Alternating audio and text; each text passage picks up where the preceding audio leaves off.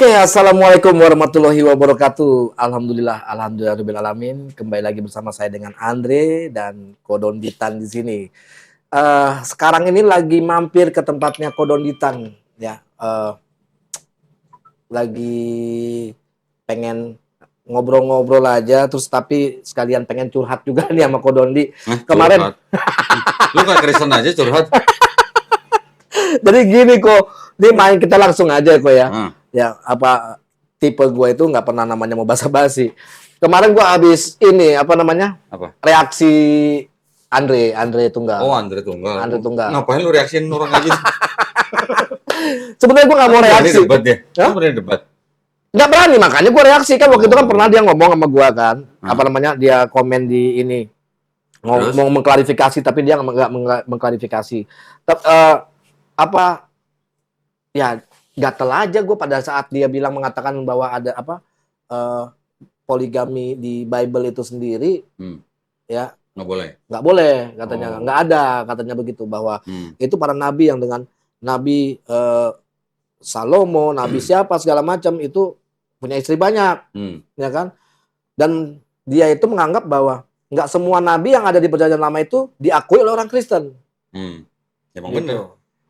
Nah, emang bener. Iya, terus kira-kira kalau menurut Kodondi nih mengenai apa? Kok jadi gue yang wawancara sih jadinya? Memang lu host sih, gimana sih? Oh iya. Oke. Potong juga nih gaji ini. Makanya gue capek kalau saya mau Kodondi ini ketawa mulu, pegel. Jadi pakai ilmu kudu. Dia datang sini belum punya ilmu kudu sih. Kudu apa? Kalau saling dikejar-kejar, kudu bisa. Jadi gini kok. Gimana? Kalau menurut Kodondi, ya kan, poligami yang ada di Bible itu gimana kok? Ini Andre ini yang ngomong. Andre Tunggal ngomong. Poligami kata di Bible nggak boleh gitu. Sebenarnya ini, gini ya. Gua lurusin dulu. Sebenarnya yang namanya satu cowok banyak istri itu namanya bukan poligami sebenarnya. Oh, maksudnya gimana? Belum pernah dengar. Ya tahu. Poligami itu satu cowok atau cewek punya suami atau punya istri banyak, itu namanya poligami.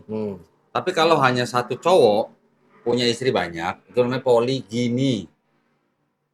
Kalau satu cewek punya banyak suami, itu namanya poliandri. Nah, itu bedanya. Ya tahu itu. Nah, cuman memang di masyarakat kita mungkin sudah terbiasa dengar kalau poligami itu konotasinya langsung satu cowok banyak istri. Nah, itu sebenarnya istilahnya kurang tepat. Yang benar adalah poligini gitu. Ya. Ini serius ah? Ini serius. Ya. Oh, dari tadi lu kira bercanda. Ini serius. Karena gue nggak tahu beneran serius. Beneran. Nah, ini tambahan lah, informasi aja lah. Terus kalau kita mau bicara ini kita pakai istilah poligami ya. Karena orang udah taunya begitu. Kalau kita mau bicara poligami dalam Bible, sebenarnya kalau Andre bilang katanya nggak boleh poligami, berarti dia kurang baca Bible-nya. Dilarang di Bible. Memang benar dilarang. Benar, di Bible dilarang memang. Tapi di Bible dilarang hanya untuk raja, hanya untuk gembala. Kalau raja di Perjanjian Lama ya. Kalau di Perjanjian Baru tuh dilarang untuk gembala dan diaken. Diaken tau kan? Diaken tuh istilah Protestan. Kalau di Katolik mungkin apa ya? Dulu kan Katolik kan? Iya. Kalau di diaken itu di Protestan tuh disebutnya apa ya? Pekerja lah. Pekerja gereja gitulah, pembantu gembala gitulah. Di Bible itu larangan poligami hanya untuk raja di PL, gembala di PB, dan diaken di PB. Kalau untuk jemaat ada nggak? Gue nggak pernah nemuin. Tapi kan di Bible itu kan malah raja-raja, para nabi. Itu. Sekarang gini. Melanggar dong. Sekarang gini. Di Bible ada nggak aturan poligami buat orang yang punya istri lebih dari satu? Ada nggak? Ya, ada. Nih, aku tunjukin. Bentar, ini harus ini ya. Keluaran 21:10. Tampilin, Ri. Tuh, baca. Gua gedein dulu deh. Bentar. Nah, baca nggak? Ya.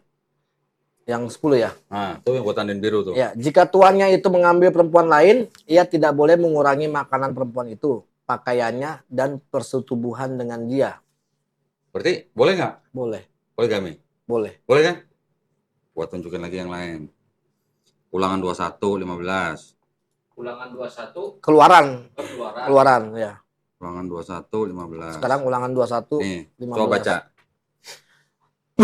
Apabila seorang mempunyai 2 orang istri, yang seorang dicintai dan yang lain tidak dicintai, dan mereka melahirkan anak-anak lelaki baginya, baik istri yang dicintai maupun istri yang tidak dicintai, dan anak sulung adalah dari istri yang tidak dicintai.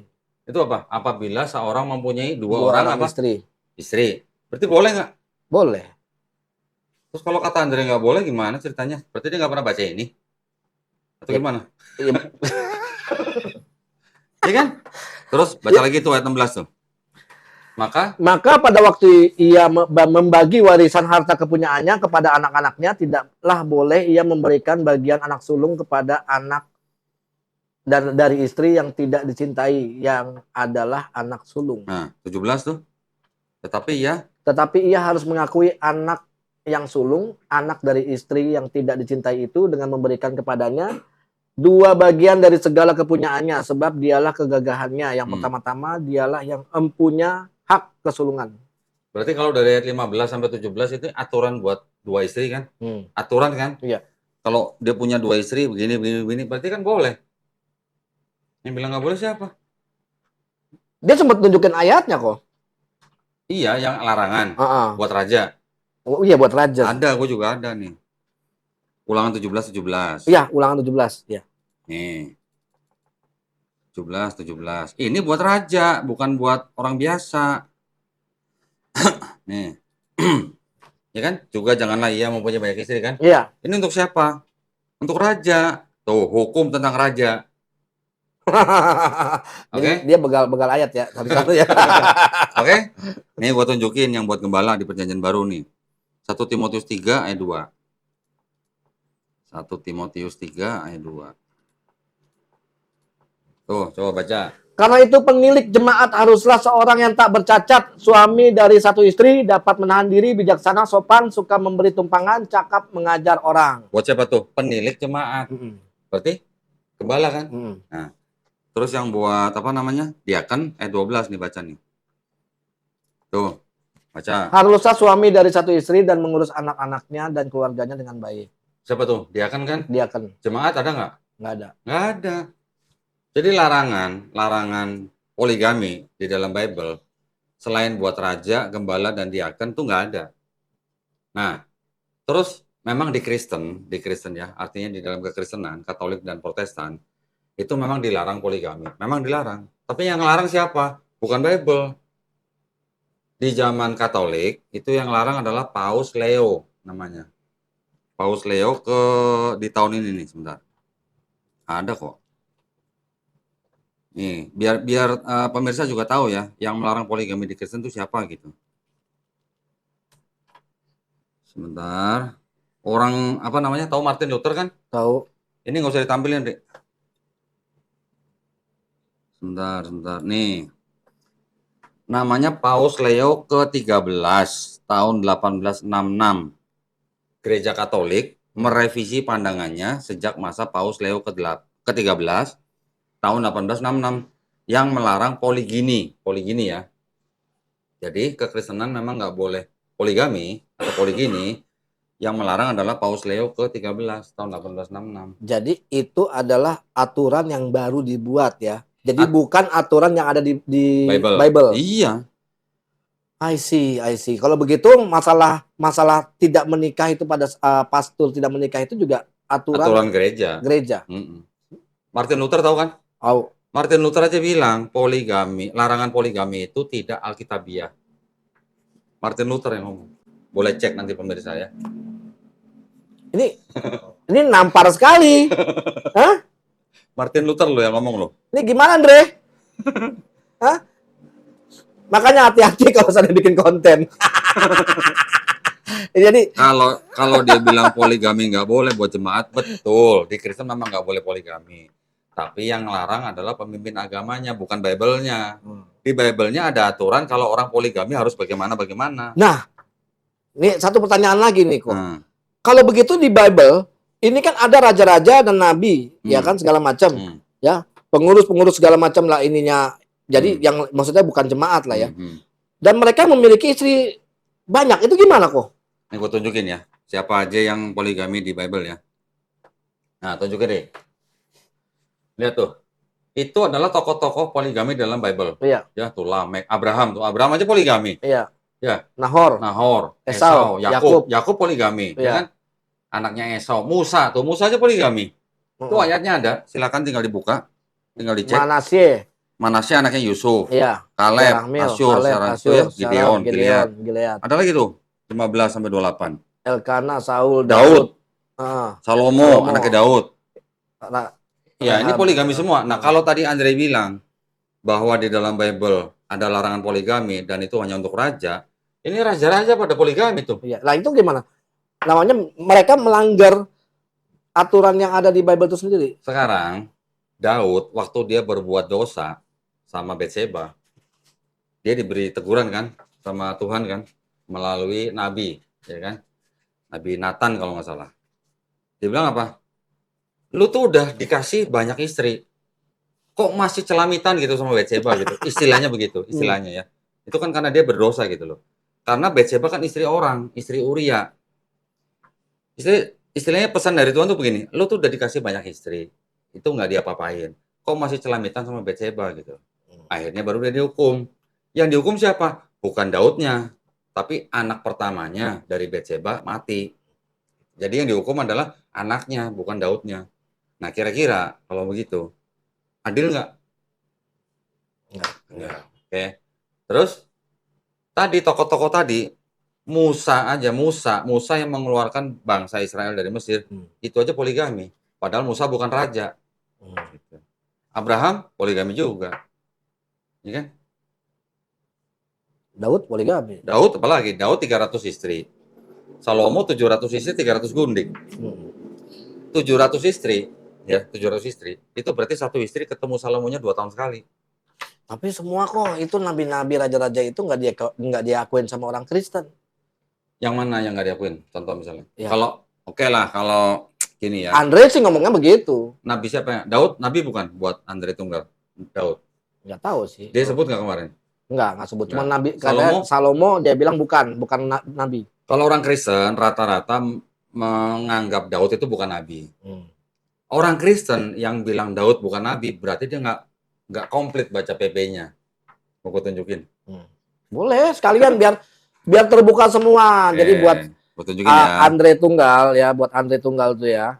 Ini bukan ini ya. Jadi kalau seandainya untuk mereaksi apa segala macam harus berpikir dulu dan harus lengkapi data-datanya. Ini kita kasih lihat ini bukti yang ada di Bible juga ya. Kita ngomong berdasarkan Bible loh, enggak? Iya. Tidak di luar ngarang-ngarang. Tidak ngarang, tidak di luar data. Ya. Bentar ya. Tuh, tampilin, Ri. Kisah Para Rasul 2. Pasal 2, ayat 30. Ayat 30. Dari 29 deh, 29. Oke. Baca deh. Saudara-saudara, aku boleh berkata-kata dengan terus terang kepadamu tentang Daud, bapak bangsa kita. Ia telah mati dan dikubur, dan kuburannya masih ada pada kita sampai hari ini. Tetapi ia adalah seorang nabi. Seorang apa? Nabi. Ini PB loh, Nil. Iya. Dan ia tahu bahwa Allah telah berjanji kepadanya dengan mengangkat sumpah bahwa ia akan menundukkan seorang dari keturunan Daud sendiri di atas tahtanya. Jadi Daud nabi bukan? Nabi. Menurut PB. Iya. Ini LAITB ini ya. Tapi kenapa mereka nggak mengakui Daud itu adalah nabi? Apa alasannya? Karena di PL mungkin tidak disebut Daud itu seorang nabi. Kan selalu disebutnya raja gitu kan. Raja Daud. Sedangkan di sini aja Kisah Para Rasul disebut tetapi ia adalah seorang nabi. Nanti dia nyalain lagi. Nah. Kisah Para Rasul salah. Ayatnya salah gitu. Buang dong kalau salah. Oh iya. Nanti apa lagi? Salomo nabi bukan? Bukan katanya. Bukan. Nih, gua lihat. Gua kasih lihat nih. Aduh, gimana sih? Ada Bible namanya Kitab Taurat, Zabur, Injil. Ya. Bahasa Indonesia, terjemahan 1912. Bentar ya. Nih ya.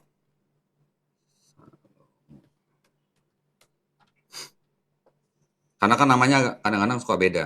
Ada yang Salomo, ada yang Solomo.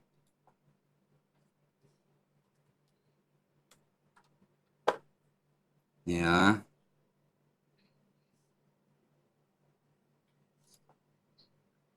Bentar. Nah, nih. Tampilin, Rin.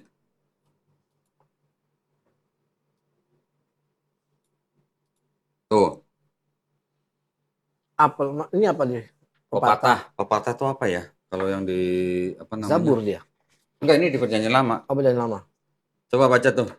Ini Bible loh. Nih gua tunjukin pepatah 25 ayat 1. Tuh Matius 6:29 lah yang gampang lah. Iya. Nah, nanti mereka kan bilang, itu apa? Kan ini gitu. nih, makanya gua tunjukin nih judulnya nih. Siap. Covernya nih. Ini namanya Kitab Taurat Zabur. Ya, Kitab Taurat Zabur Injil bahasa Indonesia terjemahan 1912. Tadi di mana? Matius 6, berapa tadi? 29 ya? Iya. Matius 6 29. Bukan lagi harus pakai ini.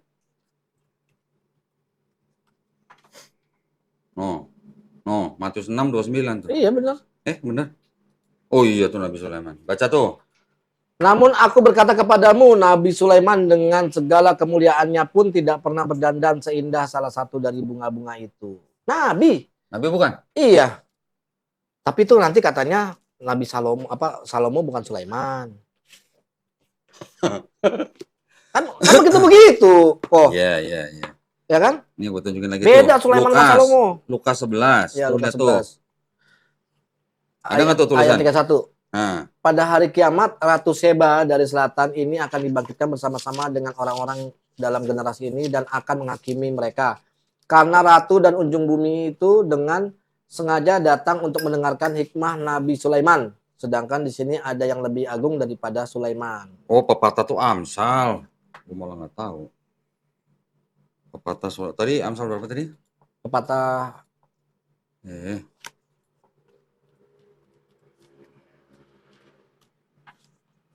Pepatah 25 ayat 1. Amsal 25 ayat 1. Nih, gue punya nih ininya nih. Di sini nggak ada, ini cuma Taurat doang. Ya itu tuh, pepatah tuh Amsal. Inilah juga pepatah siapa tuh? Nabi Sulaiman bukan? Iya, yang telah disalin oleh hamba-hamba Hizkia, Raja Yuda. Nabi bukan? Nabi. Abraham Nabi bukan, kata Andre? Kata Andre Tunggal, Abraham Nabi bukan? Abraham bukan. Sebutin nggak dia? Dia sih nggak sebutin, cuman banyak yang dikatakan sama dia itu banyak nabi-nabi yang tidak diakui oleh Kristen. Tuh, lihat tuh. Tuh, ada tulisannya nggak Nabi Ibrahim? Nabi Ibrahim, Nabi Daud. Tuh, ada Nabi Daud lagi. Semuanya ada 14 keturunan dari Daud sampai masa pembuangan ke Babel. Itu malah kelahiran Isa Al-Masih itu. Bukan Yesus, malah Isa Al-Masih. Ini Alkitab tahun berapa? 1912 tadi terjemahan. Kan Isa bukan Yesus. Kata siapa? Kata orang Kristen. Gue kan terusan doang. Ya iya, berarti kan mereka nggak pernah baca ini.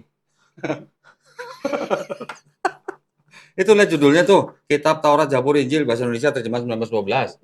Kurang jelas emang. Emang ini punya orang Islam? Kan bukan. Ini kan Bible mereka. Iya betul. Betul kan? Terus selain poligami tadi apa lagi? Selain poligami ya. Ini kita bicara poligami aja dulu deh. Tadi jadi yang saya kan udah tunjukin tadi kan tokoh-tokoh di dalam Bible yang poligami. Musa poligami, Abraham poligami, Yakub poligami, Esau poligami, Daud poligami, Salomo poligami. 28 tokoh tadi namanya kan. Ayat-ayat itu tadi sudah tunjukin.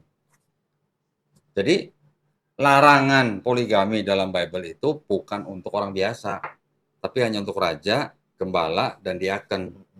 Nah, yang melarang jemaat sekarang poligami itu adalah Paus Leo ke-13 tahun 1866. Udah gitu. Jadi aturannya di luar dari Bible. Oke. Nah, jadi ada nggak poligami dalam Bible? Ada. Ini jadi kesimpulannya bahwa poligami yang ada di Bible itu malah banyak. Ya, tadi sudah kita buktikan ya. Kita buktikan satu persatu itu ayatnya itu banyak sekali dan larangan untuk poligami itu dikhususkan para raja. Ya. Dikhususkan untuk raja. Di Perjanjian Lama. Di Perjanjian Lama. Di Perjanjian Baru dilarang untuk gembala dan diaken aja. Diaken. Untuk jemaat nggak ada larangan. Ya. Jadi maksudnya untuk jemaat ya kayak kita ini. Ya kan, zamannya saya masih. Jadi pada saat memang saya zamannya saya masih Kristen, harusnya boleh dong ya nikah lagi. Jadi kalau Andre Tunggal bukan pendeta, dia boleh poligami menurut Bible. Nggak bolehnya menurut Paus Leo gitu. Tapi kalau Andre Tunggal pendeta, dia nggak boleh poligami. Nggak boleh. Kan? Nggak boleh, Andre, poligami, Andre. Sekarang kita compare dengan Quran. Di Quran gimana poligami? Boleh nggak? Di Quran diperbolehkan berpoligami. Ya, kalau saya baca di An-Nisa ayat 4 ya. Ya, coba dibaca terjemahnya. Coba. Tunjukin nih. An-Nisa ayat 4 ya. Cuman kan kadang kan mereka itu kan selalu mengatakan bahwa lihat tuh. Senengnya itu Islam itu pengennya nikah lebih dari 1, 2, 3 bahkan 4. Ya kan? An-Nisa ayat 3. An-Nisa ayat 3, maaf, An-Nisa ayat 3. Ini gimana gedeinnya? Ya kok nggak bisa gedein? Kau baca nggak tuh? Mana coba? Coba, Ri, tampilin, Ri. Bisa sih kebaca sih gua. Baca. Nah, An-Nisa ayat 3 lah, tahu lah ya. Nah, coba baca. Ini nanti saya jelasin juga ya. Dan jika kamu khawatir tidak akan mampu berlaku adil terhadap hak-hak perempuan yatim bila mana kamu menikahinya, maka nikahlah perempuan lain yang kamu senangi, 2, 3 atau 4. Mereka itu pasti potongnya segitu. Terus? Ya kan? Pasti mereka tuh lihat tuh sampai 4. Tapi dia nggak baca. Tunggu. Gue pengen tahu itu tadi 2, 3, 4 maksudnya gimana? Ya boleh 2, boleh 3 sampai dengan 4. Oh, kirain boleh 2 tambah 3 tambah 4, bukan gitu ya? Nggak begitu juga. Kalau begitu jadi 2 tambah 3 tambah jadi 9. Bukan gitu ya? Bukan. Jadi ini maksimal 4 maksudnya kan? Terus apa berikutnya? Kadang ya mereka tuh langsung motong di sini ini loh. Ya kan? Jadi nggak baca sisanya. Sisanya itu, tetapi jika kamu khawatir tidak akan mampu berlaku adil, maka nikahilah seorang saja. Nah, pertanyaannya, ayat ini buat raja, buat imam, buat jemaat, atau buat semua? Semua. Tidak gitu. ada soalnya kalimat ini untuk raja segala macam seperti yang ada di Bible. Nah, gitu. Terus gini lagi. Ayat ini artinya kan ini kan sebenarnya apa? Ini artinya supaya orang bisa nikah maksimal 4 gitu kan. Yang tadinya berapa? Iya. Paham nggak maksudnya? Paham. Konteksnya pada zaman itu orang mau nikah bebas kan, mau Betul. berapa aja. Iya. Sulaiman 1000, Daud 300, belum yang lain. Terus orang-orang Arab juga pada saat itu nikah juga bebas, unlimited. Iya. Bebas mau berapa aja kan. Justru dengan datangnya Islam dibatasin maksimal 4. Gitu. Sebenarnya, jadi kalau di Islam poligami itu sebenarnya bukan kewajiban, tapi solusi. Iya, betul. Solusi loh ya. Solusi itu apa? Jalan keluar. Jadi bukan sebuah kewajiban yang memang diharuskan ya. Bukan. Karena di situ juga tertulis ayat berikutnya itu tertulis bahwa itu jika engkau berlaku adil. Nah, jadi gue bisa ngomong begini. Poligami itu sebenarnya ajaran Islam bukan? Bukan. Karena apa? Karena sudah awal dari dulu sudah zaman dulu sudah ada kan poligami kan? Iya. Justru dengan datangnya Islam itu membatasi. Iya. Yang tadinya 300, yang tadinya 100, yang tadinya 10 dibatasi maksimal 4. Itu pun kalau bisa adil. Kalau nggak bisa adil apa? Seorang diri aja. Nikahilah satu saja. Itu cuma satu-satunya ayat di dalam seluruh kitab suci ya, yang di dunia nih, dari Quran dan semuanya, yang bilang cuma nikahilah satu saja cuma dalam Quran. Iya. Oh, gua gitu. Kurang lengkap ya waktu itu ya, masih ya gua apa namanya? Reaksi Andre nih. Apa perlu gua edit lagi nih? Enggak perlu ya. Tapi ini lengkap ya. Ini lengkap. Ini lengkapnya luar biasa ini. Nah, satu lagi poin. Ini poinnya. Jadi gini. Kan tadi disebutnya apa? Tolong tunjukin lagi ayatnya. Tetapi jika kamu khawatir tidak akan mampu berlaku adil, ya kan? Maka nikahilah seorang saja atau hamba saya perempuan yang kamu miliki. Iya. Sekarang kalau namanya cowok sama 4 istri, seadil-adilnya satu cowok dengan 4 istri ini mungkin bisa lah ya. Secara materi bisa lah ya. Secara harta mungkin bisa ya. Tetapi itu pun harus, ini kalau yang saya pernah dengar ngaji dari ustadz-ustadz kita ya, maksudnya adil dengan 4 istri ini juga bukan berarti kalau ini 10 juta, bukan. Iya. Tetapi berdasarkan kondisi dari masing-masing istri. Jadi kalau memang istri udah punya anak sekian, biaya sekolah, biaya bulan sekian, dia menerima sekian juta, itu memang buat dia, haknya dia. Tapi kalau istri yang lain misalnya kondisinya tidak sama, ya tidak harus sama gitu duitnya. Ini yang Saya tahu. Tetapi kalau rasa bisa adil nggak? Nggak bisa. Seorang ibu punya anak 3 atau 4. Kalau ibu, iya, bisa adil. Enggak, gini. Seorang ibu punya anak 4. Bisa nggak perasaan ibu ini sayangnya sama dengan keempat-empatnya? Seorang ibu. Nggak bisa. Ibu nggak bisa ya? Nggak bisa. Apalagi suami kepada 4 istri. Maksudnya gitu loh. Mungkin kalau dipaksa-paksain bisa, mungkin. Tetapi secara secara alami, seorang ibu aja nggak akan bisa punya rasa sayang yang sama kepada 4 anaknya. Apalagi seorang suami kepada 4 istrinya gitu. Jadi sebenarnya syaratnya kan berat kalau untuk poligami dalam Islam ya. Syaratnya berat. Karena ada juga hadis yang mengatakan kalau dia tidak adil kepada bininya atau pada istrinya, nanti di hari akhir dia akan jalan dengan apa? Terpincang. Terpincang tuh maksudnya mungkin perlu tafsir lain lah ya. Ya, jadi ini cuma ibaratnya kalau di Islam ini hanya sebatas solusi aja. Solusi. Hanya solusi. Jadi bukan sebuah kewajiban tapi hanya sebatas solusi. Kalau ada yang istilahnya merasa mampu, baik secara harta maupun materi dan istilahnya nafkah batin, ya monggo dibolehkan. Tetapi kan jika kamu khawatir tidak akan mampu berlaku adil, nikahilah seorang saja. Nah, bagaimana seorang laki-laki bisa adil kepada 4 istrinya? Wallahu a'lam, itu mah bukan, kita nggak pernah ngalamin saya, jadi yang sudah melaksanakan ya. Ini kok satu saya. Emang udah nikah? Belum. Kira udah nikah. Kalau tadi kan kok Doni bilang anak satu misalkan sebulannya 5 juta. Ya, misalnya. Yang istri kedua anaknya 2. Ya. Sebulannya misalkan 7 juta karena ya. anaknya ada 2 kan. Ya. Nah, kalau kemauan ini bisa adil nggak? Misalkan kemauan istri pertama sama kemauan istri kedua pasti beda dong. Beda. Nah, ini di sini adilnya di mana nih? Nah kan suami pemimpin, suami yang berhak menentukan. Istri pertama dengan anak 1 biaya sekian, dia wajib dikasih berapa. Istri kedua juga Walaupun begitu, anak kedua. Berbeda. Iya. Nah kalau walaupun istri pertama misalnya dia nggak punya anak, istri kedua punya anak 3, masa duitnya mau disamain kan beda. Ya. Itu yang disebut dengan adil ya. Tapi itu hanya secara materi. Tapi kalau secara perasaan gimana? Ya justru itu kalau kemauannya dari perasaan adanya. Enggak, kan kita bicara 2 nih, bicara materi sama batin nih.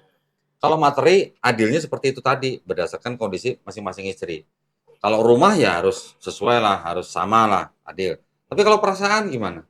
Rasa susah. Susah. Iya, betul. Ibu aja nggak akan bisa sama perasaannya kepada 4 orang anaknya, apalagi suami kepada istrinya yang 4 gitu. Pernah kan ibu punya anak 4 misalnya, atau 5 gitu misalnya. Ya kayak saya juga keluarga saya 5. Nah, bisa nggak ibu itu menyayangi setiap anaknya dengan kadar yang sama? Enggak juga sih. Susah pasti. Pasti ada sesuatu yang melebihi yang ini daripada yang lain gitu. Pasti ada. Mending 3 aja. Kayak Tuhannya Oten kan 3. Jangan gitu loh. Kalau gue sih bilang sih poligami ya mending 1 aja lah. 1 di Bandung. 1 A, 1 B, 1 C. Kalau bisa adil ya, kalau bisa adil ya. Dan itu pun solusi. Maksudnya solusi seperti apa coba? Solusi. Contoh misalnya. Istri yang pertama misalnya nggak punya anak. Nah, kalau menikah kan harus menghasilkan keturunan. Istri pertama nggak bisa punya anak. Solusinya gimana? Bisa mengambil adopsi anak, bisa. Tapi kalau orang ingin punya keturunan dari darah dagingnya sendiri misalnya, itu salah satu solusi. Kedua misalnya, suami ini bekerja di 2 tempat, misalnya, ya. Di sini sebulan, di sono sebulan, di sini sebulan, bolak-balik. Itu juga bisa menjadi solusi poligami. Ada teman saya kerjanya di Jakarta 2 minggu di Sumatera. Sudah sekian bertahun-tahun, akhirnya malah si istrinya teman saya ini yang melamarkan seorang wanita di Sumatera untuk menjadi istri. Itu ada yang begitu. Itu salah satu solusi juga. Ya yang lain adalah contoh yang lain. Tapi kan yang jelas kan persyaratannya itu yang harus dilihat, harus adil gitu. Istri gue boleh nikah lagi, tapi asal umur 70 tahun katanya. Kan masih bisa begini. Maksudnya tangannya kan bisa begini, tangannya. Bisa begini. Gila nih, dikasih 70 tahun boleh, asal 70 tahun katanya. Nah, gini. Nah, itu artinya apa? Di dalam Islam, si istri juga diberikan hak. Iya, betul. Ya, itu maksudnya tadi. Untuk menolak suami poligami.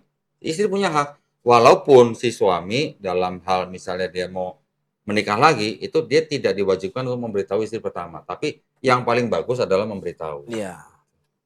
Jadi Betul. misalnya contoh, sepasang nih ya, calon suami calon istri mau menikah, si calon istri ini dia boleh mengajukan persyaratan kepada calon suaminya bahwa dia tidak mau dimadu nantinya misalnya. Itu boleh. Boleh ya. Jadi si istri diberikan hak. Jadi itu makanya poligami itu di dalam Islam adalah solusi.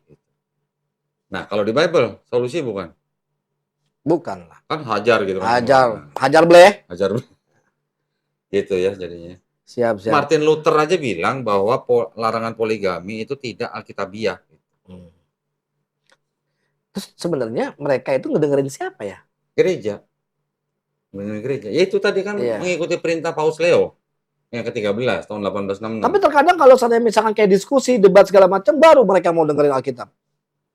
Kalau dengerin ya kalau sebagian aja sih. Ya kan? Ya. Yang sesuai dengan keinginannya. Ini gue ngomong apa adanya loh, bukan ada apanya. Ya. Ya maksudnya tuh saya ngomong kayak begini ini karena memang sesuatu yang faktanya kayak begini gitu loh kok. Contohnya kayak tadi kan Andre Tunggal bicara mengenai poligami segala macam. Dia coba menyesuaikan supaya kalimat dia itu adalah benar. Makanya dia bilang tidak semua nabi yang kita anggap nabi. Ya.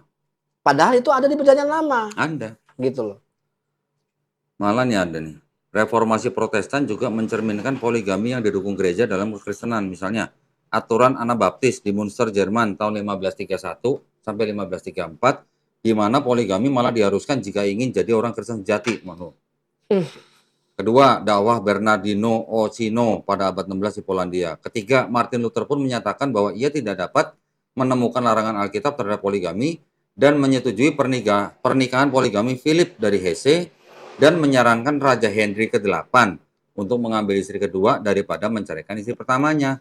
Rekan Martin Luther, Philip Melanchthon namanya, dari 1497 sampai 1560 juga mendukung poligami Raja Henry ke-8.